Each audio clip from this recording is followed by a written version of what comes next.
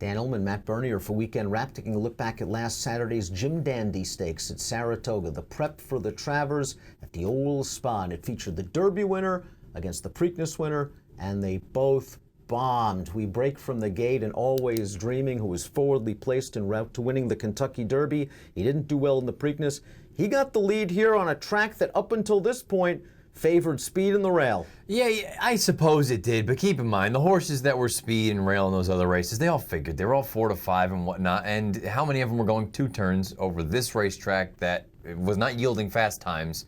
I don't want to blame that as why Always Dreaming was as bad as he was. Were you surprised that the 4 Pavel wasn't more forwardly placed, stretching out off only one race at Santa Anita sprinting? The connection seemed very content to rate, and Pavel gave a nice account of himself. I mean, I was a little bit surprised that he was as far back as he was, but at the same time, I can't argue with it because, you know what, he ran about as well as I think they could have hoped. Always Dreaming's about 4 or 5 clear right now down the backstretch and seems to be doing it comfortably. Cloud Computing, the Preakness winners, in a good position in second. Jocks have to be pleased.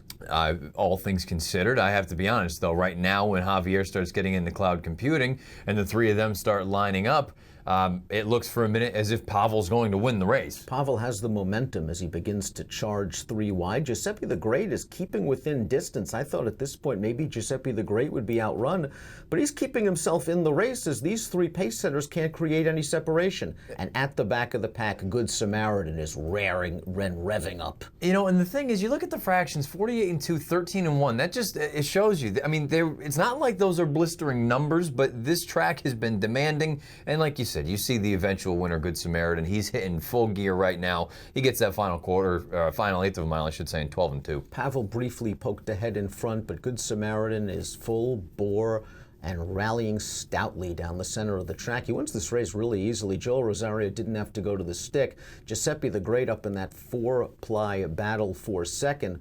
But Good Samaritan, this is a remarkable accomplishment. We knew he was a talented horse, but this was his first race ever on dirt. He was facing the Derby winner, he was facing the Preakness winner, and he won the race very nicely. Yeah, I mean, buried everyone in this spot. I don't know what you do with this race. You can go a number of ways. I can understand anyone that says just throw everyone out.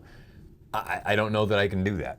Good Samaritan pays $19.20. Giuseppe the Great, the longest shot on the board, he rallied 4 wide, and he was second best on the day. Both of these horses are heading for the Travers. I'm sure Good Samaritan's not going to be 8-1 in the Travers based on this 100 buyer speed figure performance. But I think you make a good point. This was a weird race, and maybe you might be taking Good Samaritan at an underlaid price in the Travers. Do you have to see it again from him? I mean, maybe a little bit of that. I just think more so the first part that you touched on, the underlay. I think there's a chance that he's the favorite in the Travers off of this race. When everyone's going to look at it visually, it was so impressive. And keep in mind, I mean, there are other good horses in here. Always Dreaming, tired to finish third, but he was game and at least holding the photo over Pavel and Cloud Computing. We have not seen a good performance from him since the first Saturday in May. That race came over a wet racetrack. And looking back at the Derby now, are you less impressed?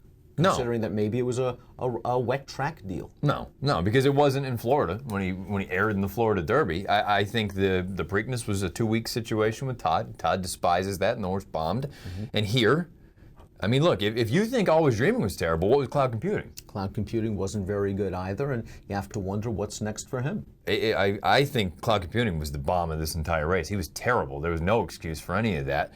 Always Dreaming, the fact that he hung on to run third, I don't know. I mean, I feel like 2 through 5, with the exception of Pavel, because Pavel had raced 1 time leading into this, I think you have to look at 2 through 5 and say, this is what they are at this point anyway. Giuseppe the Great, I should say. The other 3, with the exception of Pavel, I don't know what you want to do with them. And you know by reputation, wherever they show up next, they're going to take their share of money. Giuseppe the Great will at least be a price. I'm not sure exactly where he fits among the leading 3-year-olds. This just happened to work out for him to finish second. As for Pavel, how much upside can we expect? I mean, they have thrown a lot at this horse from only 2 starts. Or maybe you see him in the Travers, maybe you see him in the Pennsylvania Derby. You got to expect that he ran well enough in this race and only start number 2 that he deserves a shot for a big pot somewhere. I think he ran just unbelievably well, all things considered. It seemed like a ridiculous place to be running him in my opinion, to begin with. The second lifetime start, stretching out to 2 turns against the Derby and the Preakness winner across the country. I mean, that's a lot to throw at him, and he wasn't embarrassed. I think if I were me, I would wait for the Pennsylvania Derby and take a shot there. But Good Samaritan, a 100 Beyer speed figure in his dirt debut, they kind of lined up at the 3/8 pole, knocked heads. Good Samaritan came rolling late. It was a visually impressive performance. He's by Harlan's Holiday. His dam was a multiple stakes place turf runner. So a lot of turf deep in the pedigree, but there are some good dirt influences as well. And as you can see, he handles the dirt. It looks like it's on to the Travers. Bill Mott again wins on his birthday. It's almost an unbeatable angle. 100 Beyer for Good Samaritan for Bill Mott and Windstar, on to the Travers.